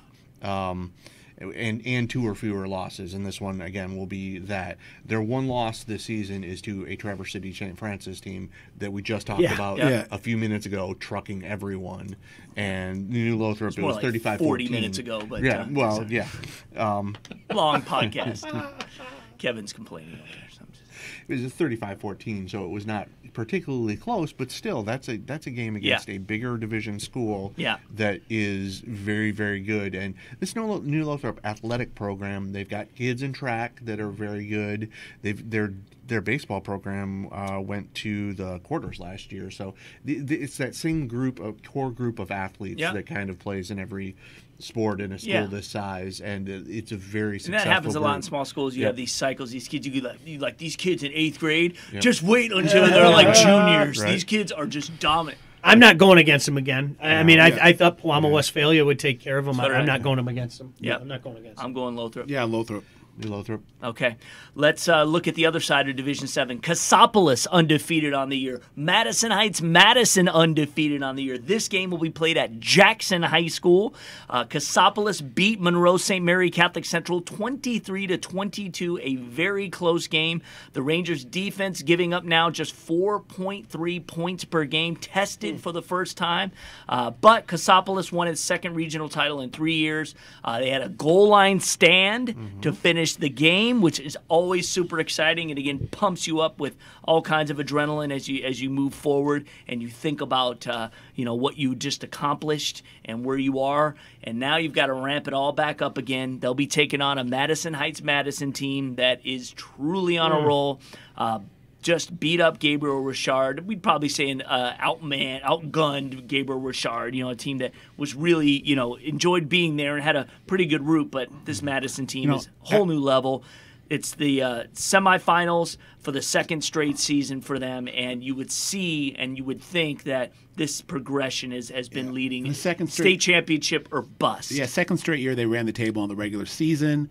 A lot of people, and rightfully so, talk about Austin Brown and that Madison high-flying offense, but the defense is really equally responsible for what's been going on this year. Yes.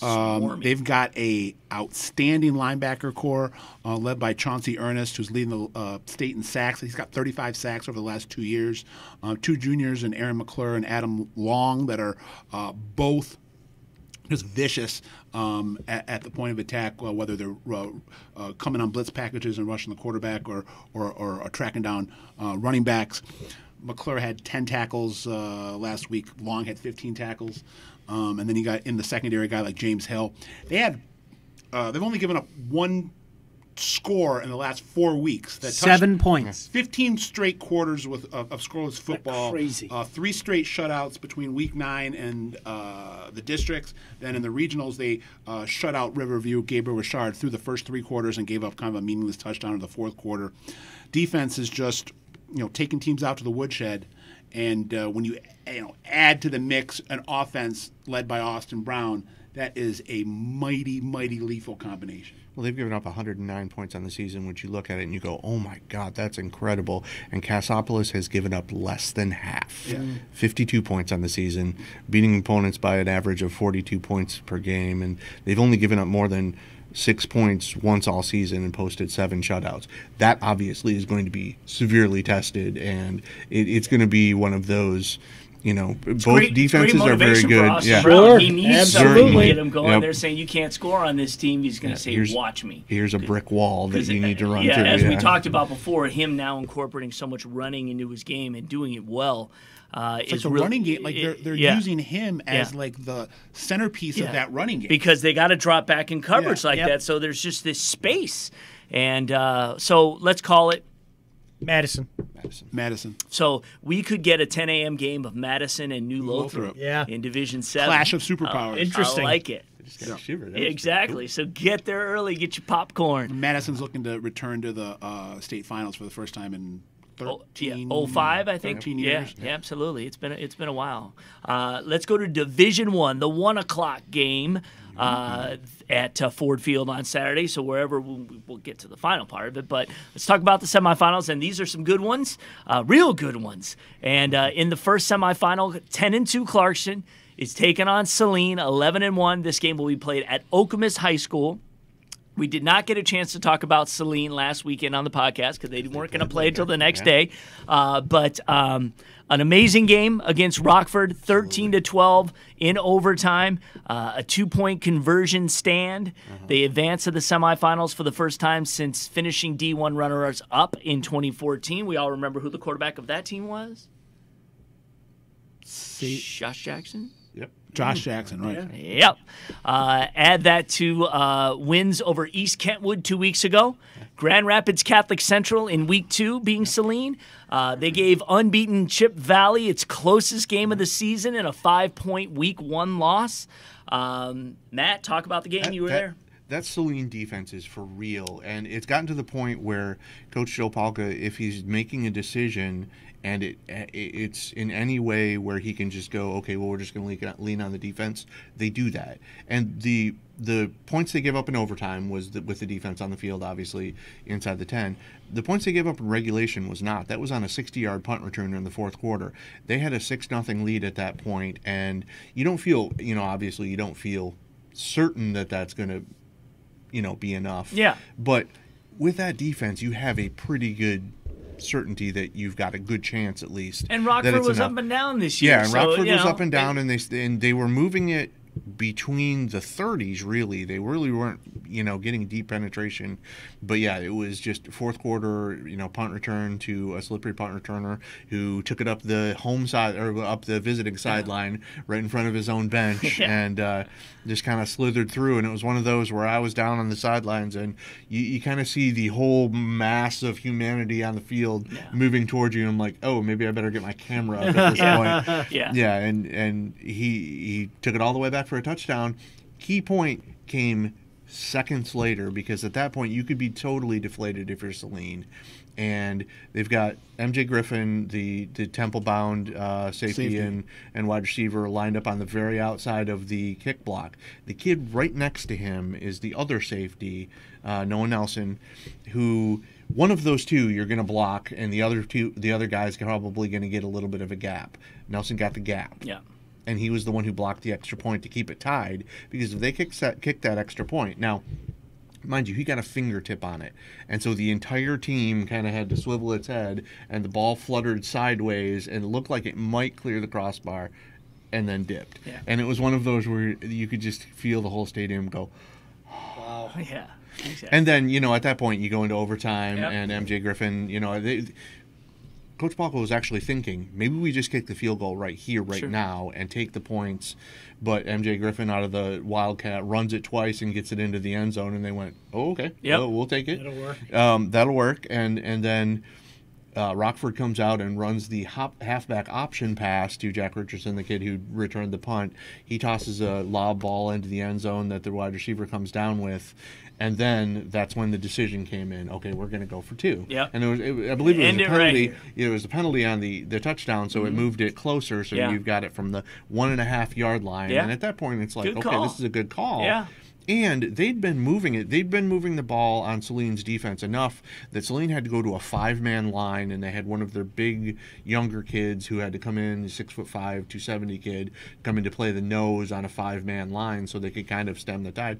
At one point, Rockford was getting 6 yards on quarterback sneaks. So that's one of those where you go, okay, well, if we're gonna line it up mano on mano, we've been doing it all game.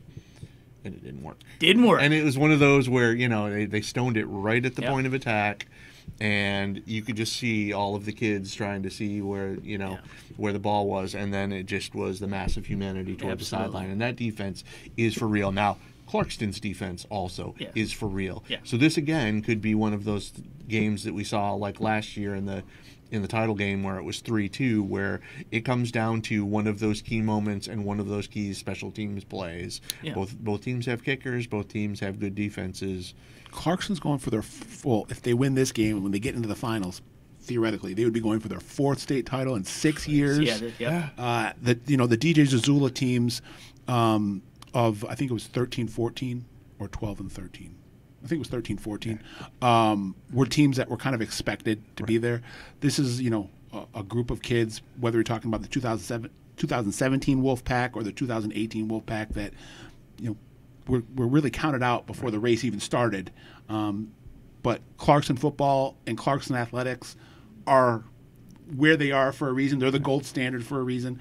Kurt Richardson's been there for 35 years.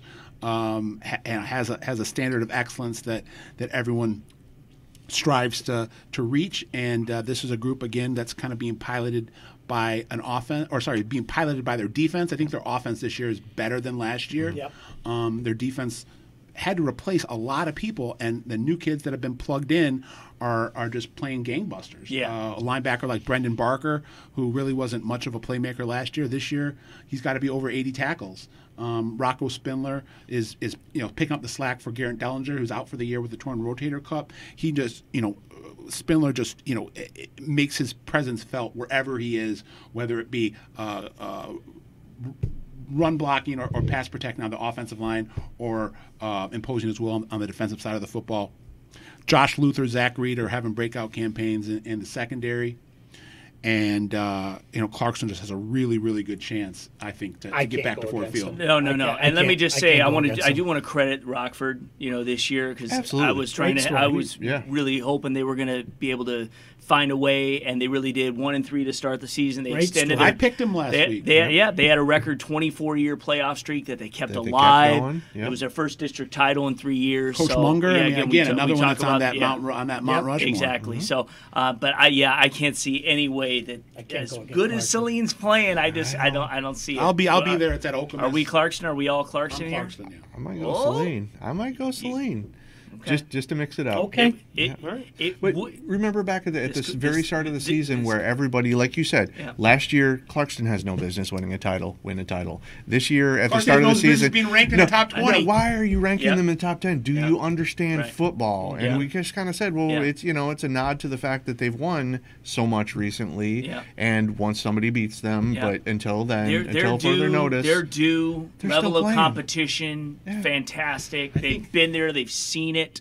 It's just something about Clarkston. The characteristic. It could be a 3-2 game. Yeah. Whatever they got to do, they're going to find a way. The characteristic that I think the Clarkston roster the last couple of years and the Clarkston coaching staff most embody is just tireless. Mm-hmm.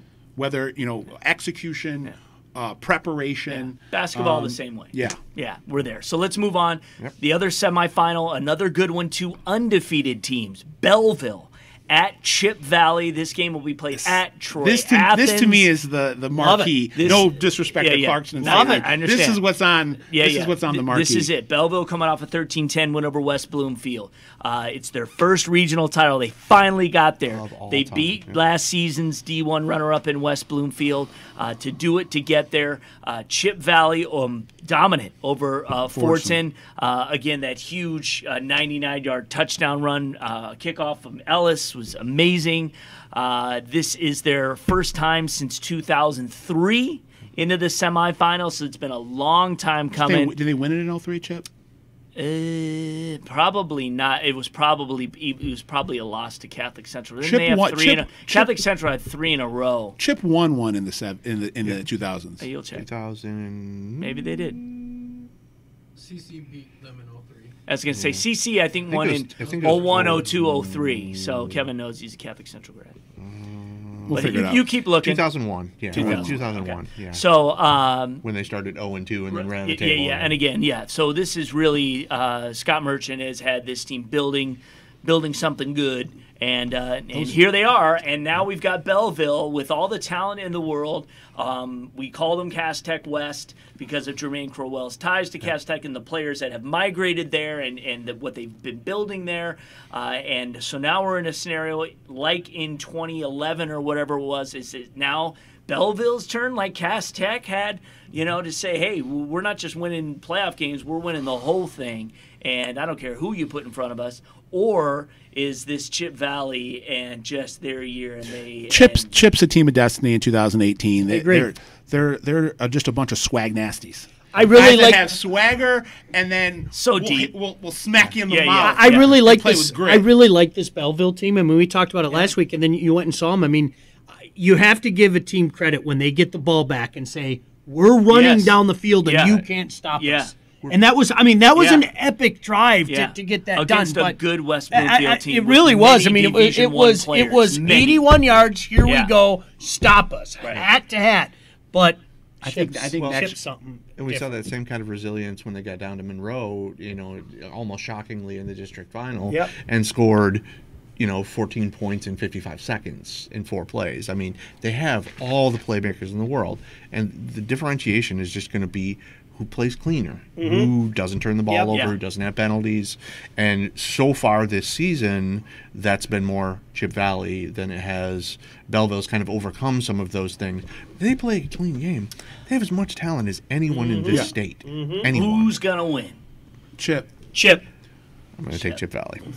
It's going to be close, though. Yeah. I mean, this is going to be a clash of titans. If we get Chip Valley and Clarkson in the state finals at 1 o'clock on Saturday, unleash Julian Barnett. I would. I just unleash him in every way, shape, and form. And Dewey Reed has gained so much. As a sophomore quarterback who can sling it with everybody, he can run more. And if he decides to run more, and when he sees things aren't opening up, that's going to pull those DBs up, and then that's when you go up to Julian Barnett. Because when he is one-on-one, nobody. He scored an electrifying touchdown last week that got called back. I think I mentioned it. They had 2 touchdowns called back. He scored like that yesterday. Two by himself in the one against Fortson in the game that I saw in Belleville, and he's phenomenal. So, all right, let's move on. D5. Hudsonville Unity Christian and Saginaw Swan Valley are getting together. This one at Greenville. Unity Christian, a great story this season, 10-2. I was riding that train. And they're taking on, though, an undefeated Swan Valley team. Swan Valley beat Reed City 36-28. Their side of the bracket began with 4 of the 30 undefeated teams left in all of 11 player at the end of the regular season.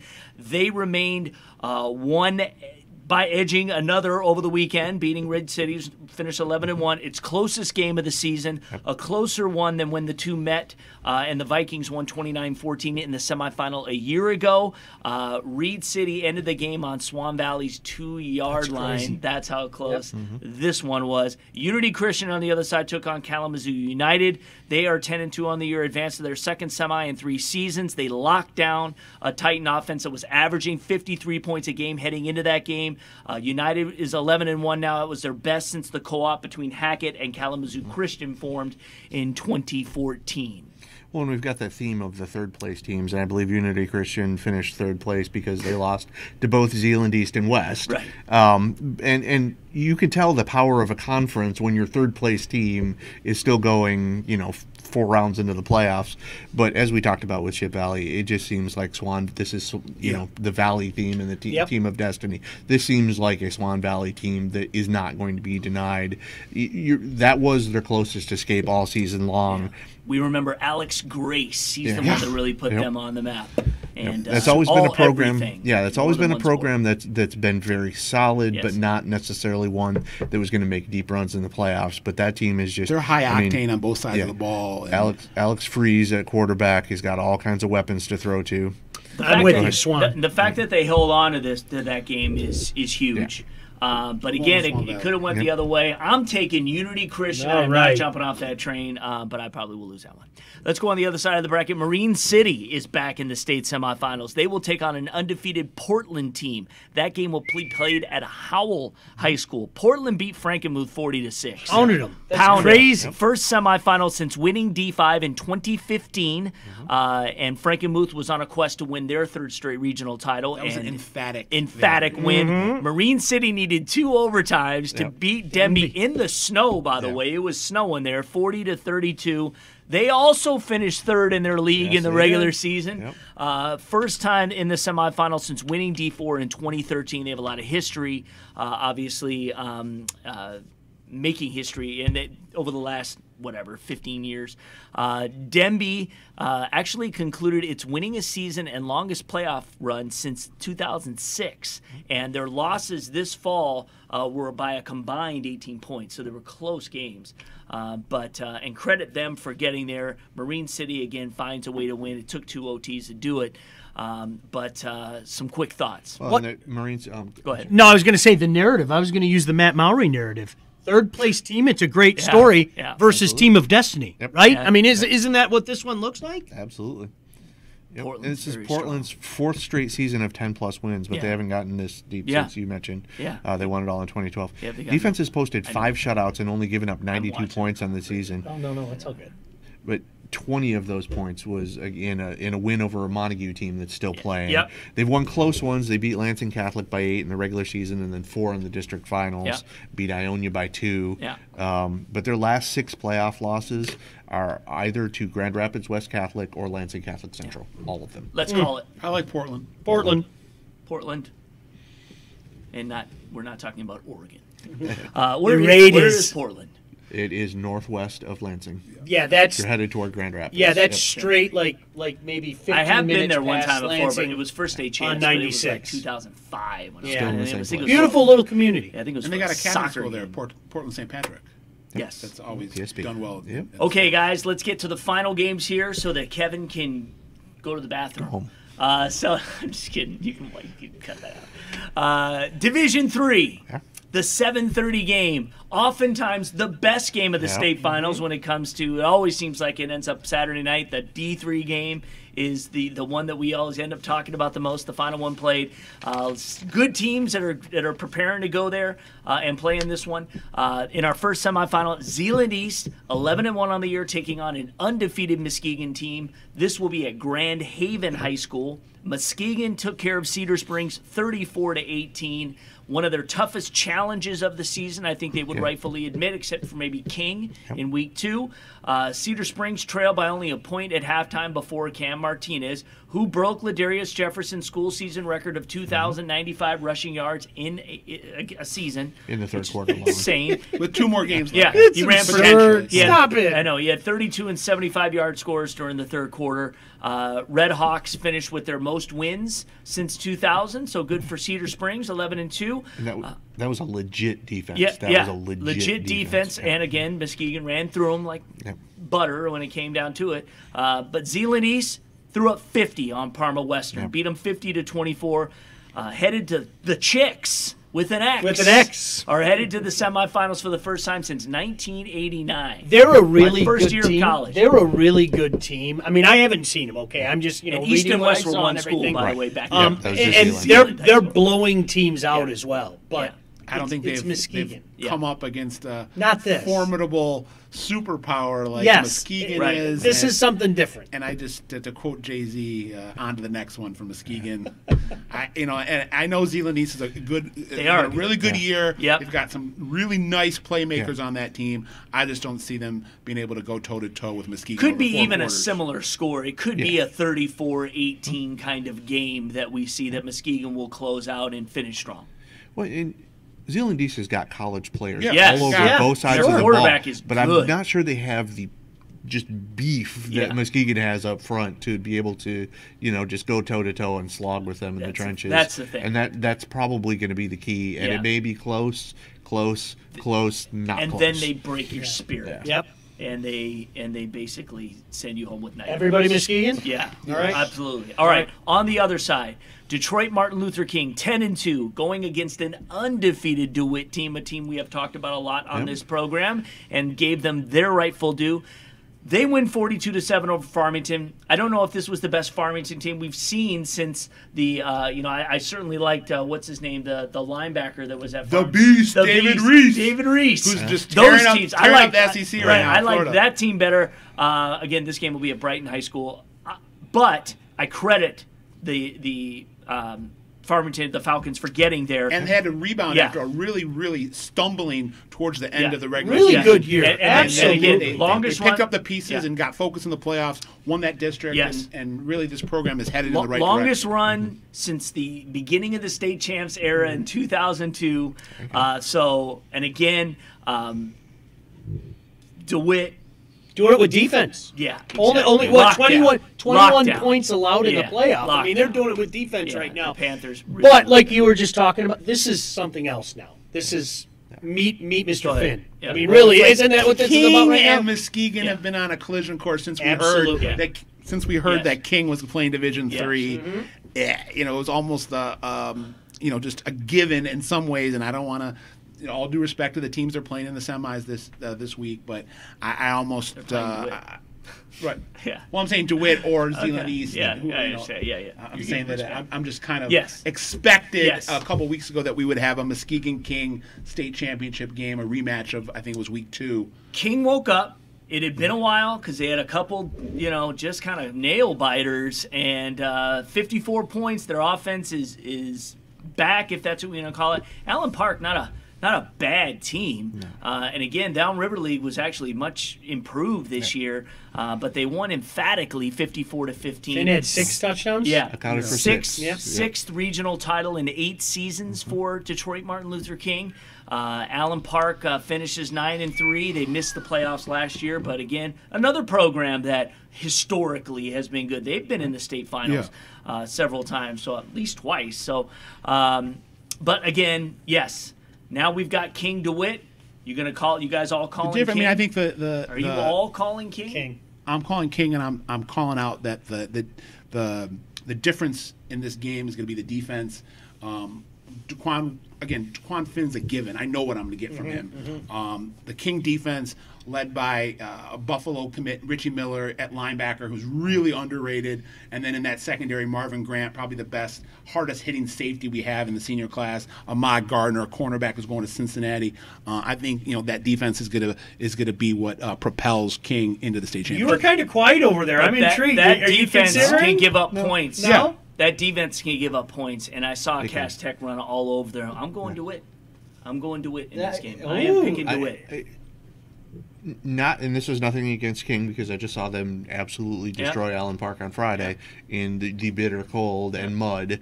So I know that their offense can certainly do it, and their defense is good. But DeWitt is legit. Oh, it is absolutely. And it's one of those their teams. Defense is what is their calling card. Yep. So if we get into a close game, right? King's 2 toughest games have been the River Rouge one, where they only scored, that was the 8-7 one. 8-7. Yep. And the Cass loss, where they got blown off the ball. Where they got blown off the ball and they couldn't move it on defense, or they turned the ball over. And that's the problem. And Daquan Finn could go off for 6 more touchdowns this week. And I wouldn't be surprised at all if he did. And again, so it's one of those where it's almost a toss-up for me, because DeWitt's defense has been so good this season. So I might go DeWitt on that one. And another team that I mean, another team that is trying to is trying to get there, is trying to cement themselves as a team that, and when you get to a state final, that's when you get your respect. It's not in the semifinals. It's in the state Kings final. D's going to come up big. Okay. That's my prediction. And they're going to fly that Crusaders flag all the way to Ford Field. So if you're going to call a score, you're going to say that they're going to win by probably at least 2 touchdowns. I wouldn't be shocked if it's low score. I wouldn't be shocked if it was a 24-17 game. Okay. Yeah, I don't know if 2 touchdowns, but I think that they're going to win this game going away. Okay. All right. So that's it, ladies and gentlemen. That is our final. Well, we'll say not final. We'll probably do a preview show next week. But football forecast is back. We hadn't done one in a long time. Appreciate you guys kind of slogging through this whole thing. But again, we have high opinions on this stuff, and we like to talk about it, and it's fun to get in an engaged debate. That's the great part of the podcast. Absolutely. And this is the playoffs, and this is what we've been talking about all season long. So we want to talk about how well these teams are doing and celebrate all of them. And again, congratulations to every team that will play this weekend. Really is a magical time. There's really nothing like state semifinal Saturday. It's so crazy. We'll be here all day Saturday. Even though Michigan and Ohio State are going to be playing, we have to deal with it. And that's next week. Next week. Yeah, never mind. That's the state finals. It's 2 I'm Saturdays. I'm always watching Ohio State, Michigan at Ford Field. At Ford Field, yeah. But again, it's a great weekend. And again, for the volleyball teams, are going to be competing in state championships, and the girl swimmers who are going to be competing in state championships. We will have cameras at all of it. And I do want to tell you that although this will be a football-centric television show, we will have special web championship shows for the volleyball state finals and for the swimming state finals that will go next week. So, and they'll be really special and cool, and if you watch the soccer one, you'll know it'll be similar to that. So that's it, guys. Thank you all so much for participating, and we will see you guys out at the games.